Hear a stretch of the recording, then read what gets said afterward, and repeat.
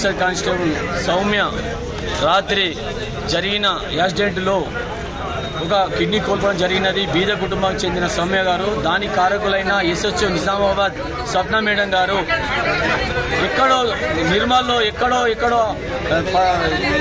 నుంచి తీసుకొచ్చి bogus case create చేస్తూ వాళ్ళతోని అక్రమ సంబంధాలు పెట్టుకొని ఆమె క్రెడిట్ కోసము, ఆమె పేరు కోసము, ఉన్నది గారు మనల కోసం లేని డంపులు చేసుకుంటా కిలో దొరికితే 5 కిలోలు దాన్ని క్రియేట్ చేసుకుంటూ 5,000 మార్కెట్ 5,000 వాల్యూ ఉన్నదని 50,000 చూస్తూ దానిలో ఆమె మీ గాంజా స్మాగ్లర్తో ఈమెయిల్ క్రియేట్ చేస్తూ ఈమె వాట్సాప్లలో డబ్బులు చూపిస్తూ అక్కడ 50,000 ఉందని మీరు రీస్కర్ అని చెప్పేసి ఈ కోవర్ట్ వ్యవస్థను ఏర్పాటు చేసుకొని ఆమె ఓన్ టీంతో చేసుకుని ఆమె ఎడ్యుకేట్ అయింది.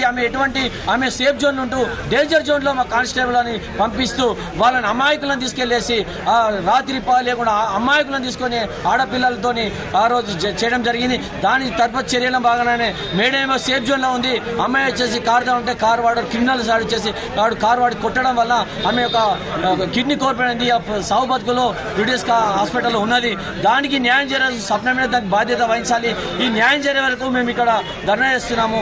దానికి గౌరవమైన కమిషనర్ గారు, గవర్నమెంట్ ఎక్సైజ్ మినిస్టర్ గారు, మా గౌరవమైన మా డిప్యూటీ కమిషనర్ గారు ఈ మానవ కోణంలో తదుపరి మాకు జరగకుండా ఈ బీద కుటుంబాలని రక్షించాలని వీళ్ళకు మేము మాకు ఏం లేదు సార్. మా చిన్న విషయాలు, చిన్న కుటుంబాలు మానవత్వంతో మాకు న్యాయం చేయాలని మేము కోరుకుంటున్నాం సార్. దీని గురించి మేము కోరడం లేదు జరిగింది.